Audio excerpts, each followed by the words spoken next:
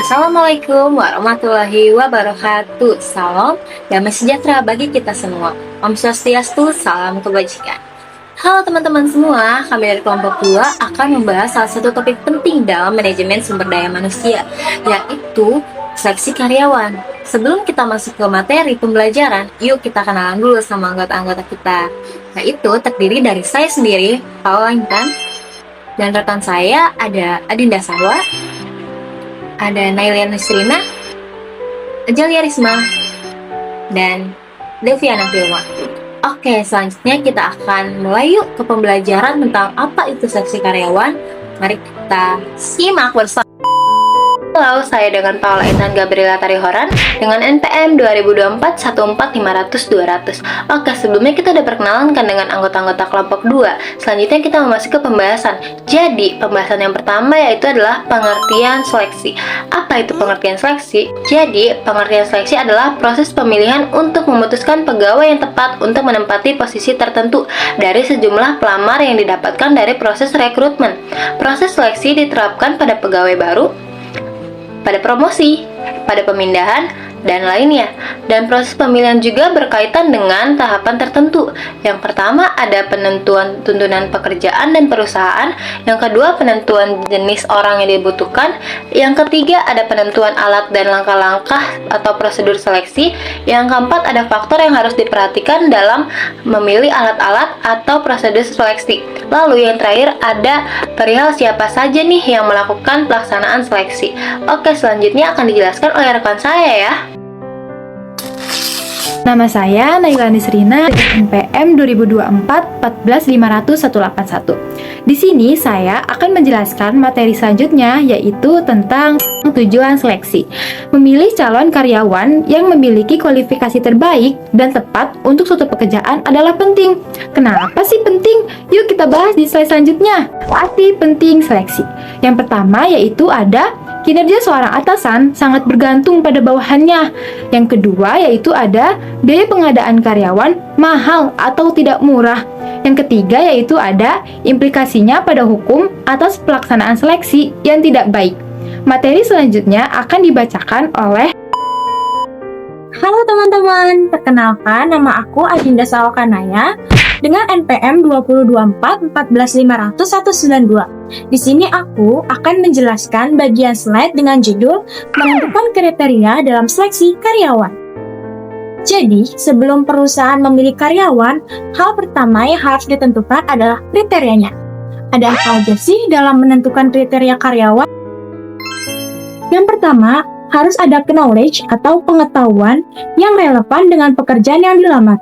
Yang kedua, ada skill atau keahlian. Contohnya, keahlian teknis, keahlian interaksi dan komunikasi, keahlian pemahaman dan pemecahan, dan lain-lainnya. Yang ketiga, ada ability atau kemampuan individu dalam menyelesaikan tugas. Selanjutnya, ada faktor tambahan dalam menentukan kriteria karyawan. Yang pertama, pengalaman. Pelamar yang berpengalaman dianggap lebih menguasai pekerjaan dibandingkan yang belum berpengalaman. Yang kedua, ada usia. Pelamar usia muda dianggap lebih energik dan cepat bekerja, sedangkan pelamar usia lanjut dianggap lebih berpengalaman, namun mungkin kurang pada tenaga fisiknya. Yang ketiga, jenis kelamin. Pada saat ini, jenis kelamin atau gender tidak lagi menjadi isu utama seperti yang sebelumnya. Yang keempat, ada kesehatan fisik. Umumnya, perusahaan merekrut karyawan yang sehat jasmani. Namun saat ini, perusahaan banyak yang merekrut karyawan penyandang disabilitas untuk jenis pekerjaan tertentu. A few moments later. Halo teman-teman, aku Azalia Risma Sulfintami dengan NPM 2024 14 500 164. Di sini aku ingin menjelaskan tentang slide tahapan proses seleksi dari awal sampai akhir. Yuk kita bahas. Yang pertama ada formulir lamaran. Tahap pertama ini adalah mengisi formulir lamaran. Di sini perusahaan mulai mengumpulkan data awal pelamar sebagai tahapan dari bagian proses seleksi. Yang kedua ada wawancara pendahuluan. Tujuannya untuk melihat apakah keterampilan, kemampuan, dan preferensi para pelamar sesuai dengan pekerjaan yang ditawarkan. Yang ketiga, itu ada tes formal. Kalau tes formal ini ada terdiri dari berbagai macam tes lagi. Yuk kita bahas satu-satu. Yang pertama ada aptitude test, yaitu digunakan untuk mengukur kemampuan seseorang dalam melaksanakan suatu pekerjaan. Yang kedua ada psikomotor test. Kalau psikomotor test ini fokusnya ke kecepatan dan koordinasi gerak. Yang ketiga ada job knowledge and proficiency test. Kalau tes ini digunakan untuk mengukur seberapa pengetahuan dan keterampilan para pelamar sesuai dengan pekerjaan yang ingin dilamar. Selanjutnya ada 4, ada interest test, yaitu bertujuan untuk mengetahui minat seseorang terhadap pekerjaan tersebut. Yang kelima yaitu ada personality test. Tesnya itu untuk mengukur karakteristik kepribadian. Yang keenam ada polygraph test. Yang ketujuh ada Gropo analisis, yaitu tes untuk menggunakan analisis untuk menguji tulisan tangan seseorang. Selanjutnya ada pengecekan preferensi. Perusahaan melakukan pengecekan preferensi seperti dari sekolah atau tempat kerja sebelumnya. Terus selanjutnya ada tes fisik dan tes narkoba. Tes fisik dan tes narkoba ini bertujuan untuk memastikan pelamar mampu menjalankan pekerjaannya dengan baik. Selanjutnya dan yang terakhir yaitu ada keputusan final. Keputusan final ini adalah tahap terakhir dalam proses seleksi, yaitu memilih pelamar yang paling memenuhi kualifikasi. Selanjutnya akan dilanjutkan oleh Halo teman-teman, perkenalkan nama saya Diviana Filma dengan NPM 2024 14 501 52. Di sini saya akan melanjutkan penjelasan materi teman tadi yang wawancara lanjutan. Dalam wawancara lanjutan itu ada tipe wawancara dan kesalahan dalam wawancara. Tipe wawancara itu ada 5. Yang pertama itu wawancara terstruktur. Yang kedua wawancara tidak terstruktur. Yang ketiga itu stress interview. Yang keempat itu panel interview. Yang kelima itu wawancara kelompok. Di dalam wawancara terstruktur itu pertanyaannya sama semua pelamar. Sama semua untuk pelamar. Berdasarkan analisis pekerjaan lebih objektif.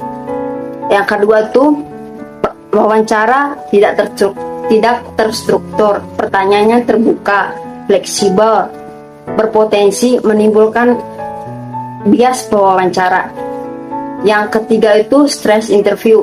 Pewawancara bersikap tegas atau bermusuhan untuk menguji ketahanan emosi pelamar. Yang keempat itu panel interview. Beberapa pewawancara menilai satu pelamar sekaligus. Yang kelima itu wawancara kelompok. Beberapa pelamar diwawancarai bersama melalui diskusi atau aktivitas kelompok. Kesalahan dalam wawancara. Yang pertama itu penilaian prematur. Yang kedua itu dominasi pewawancara. Yang ketiga efek kontraks. Yang keempat kalau efek. Yang kelima itu pertanyaan yang tidak persis. Penilaian prematur itu pewawancara membuat keputusan hanya dalam beberapa menit pertama. Yang kedua itu dominasi pewawancara. Pewawancara terlalu banyak berbicara sehingga informasi dari pelamar itu kurang. Yang ketiga itu efek kontraks. Efek kontraks itu penilaiannya dipengaruhi kualitas pelamar sebelumnya. Habis itu kalau efek satu sifat positif atau negatif, pelamar mempengaruhi penilaian keseluruhannya. Yang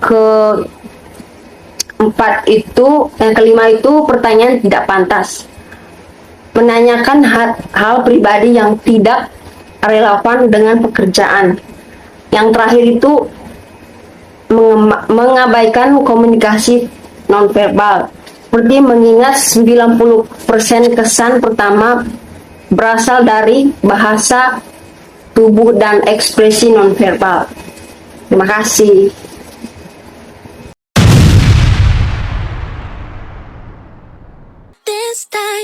I want.